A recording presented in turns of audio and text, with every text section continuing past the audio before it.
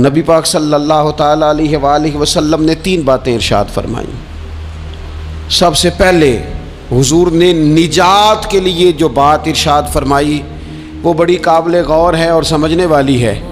حضور علیہ الصلاۃ والسلام نے پہلی بات ارشاد فرمائی، فرمایا اگر تو نجات چاہتا ہے تو اپنی زبان کو اپنے قابو میں رکھ، اپنے بولنے پر کنٹرول کر، تول کے بولنا شروع کر، اپنے لفظوں کی حرمت کا خیال کر۔ اپنی زبان پر جو بندہ کنٹرول پا گیا، یہ پہلی علامت ہے نجات کی۔ اور ایک مقام پہ نبی پاک علیہ السلام نے یوں بھی بیان فرمایا تم مجھے گارنٹی دو 2 چیزوں کی، اور مجھ سے گارنٹی لے لو جنت کی۔ فرمایا تم مجھے اپنی 2 ٹانگوں کے درمیان شرمگاہ کی اور 2 جبڑوں کے درمیان زبان کی گارنٹی دے دو، اور میں اللہ کا محبوب ہو کے تمہیں جنت کی گارنٹی دیتا ہوں۔ پہلی بات نجات کے لیے نبی پاک علیہ السلام نے یہ ارشاد فرمائی کہ اپنی زبان کو اپنے قابو میں کر، اس پر کنٹرول کر۔ اور دوسرا فرمایا تیرا گھر تیرے لیے کافی ہے، ادھر ادھر بلا وجہ نہ گھوما کر، بغیر سبب کے بہت ساری مجالس میں نہ جایا کر، ضرورت کے لیے جائیں، خیر پانے کے لیے جائیں، اچھے ارادوں سے سفر کریں۔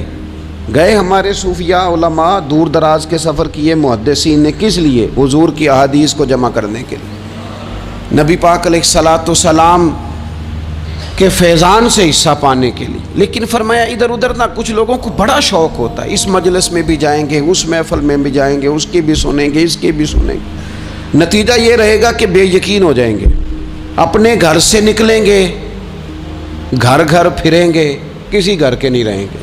تیرے لیے تیرا گھر کافی ہے، اپنے گھر رہ، اپنا گھر جو ہے وہ تجھے کفایت کرے، اپنے گھر میں قیام کر۔ یہ دوسری علامت ہے نجات کے لیے۔ اور تیسرے نمبر پہ نبی اکرم صلی اللہ تعالیٰ علیہ وسلم نے فرمایا اگر تو نجات چاہتا ہے نا تو اپنی خطاؤں پہ رویا کر،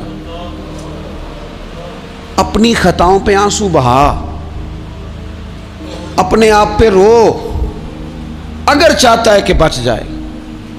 3 چیزیں نبی پاک علیہ الصلاۃ والسلام نے بیان فرمائیں، زبان کو قابو میں کرو، اپنے گھر میں قیام کرو، اور فرمایا کہ تم اپنی خطاؤں پہ رویا کرو۔ یہ 3 اگر چیزیں تمہیں میسر آتی ہیں تو پھر رسول پاک علیہ السلام کی زبان فیض حق کے ترجمان سے گارنٹی مل رہی ہے کہ اللہ اس بندے کو نجات عطا فرمائے گا۔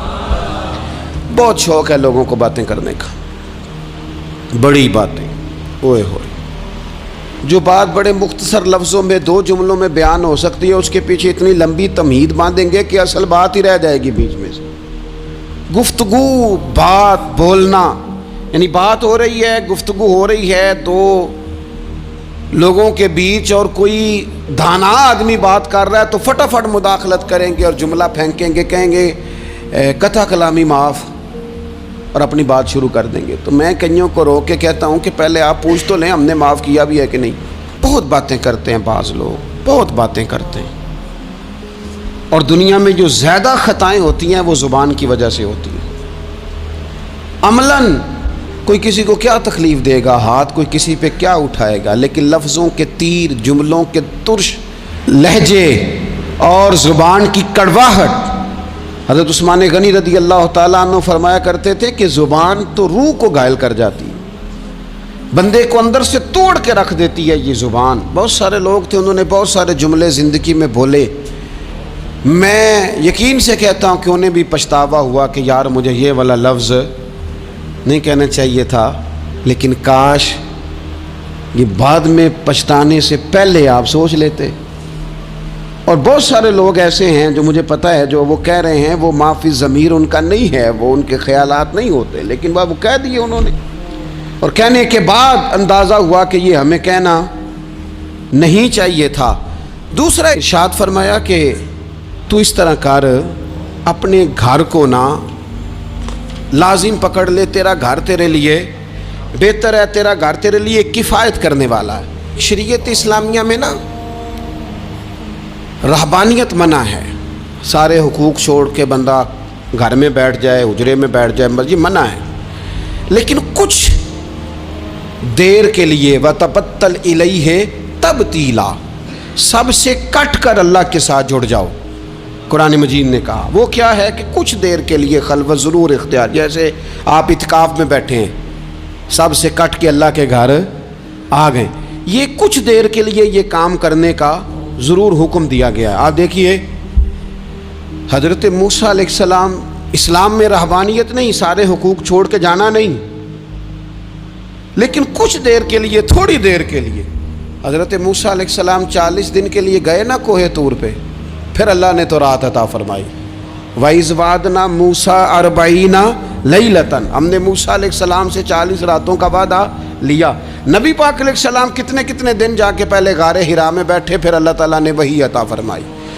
تو کچھ اپنے گھر میں وقت گزاریں، عبادت میں وقت گزاریں، اللہ کی یاد میں وقت گزاریں، سارا وقت گھومنے میں پھرنے میں ضائع نہ کر دیں۔ کچھ لوگ ایسے ہیں عبادت کے لیے بٹھاؤ تو تھکے ہوئے ہیں، اور ان سے کو کہیں جانا ہے تو وہ تیار بیٹھے ہیں، تو کچھ اوقات اپنے اس پر بھی لگائیں۔ اور تیسری بات جو ارشاد فرمائی گئی وہ یہ ہے کہ اپنی خطاؤں پہ رویا جائے۔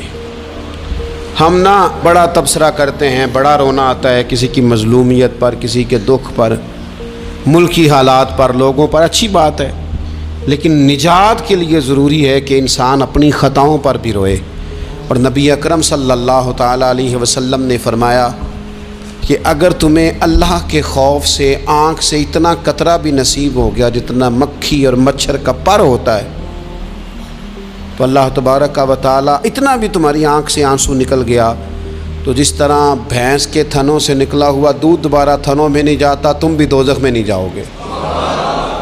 اور دو آنکھیں اللہ کو بڑی پیاری ہیں۔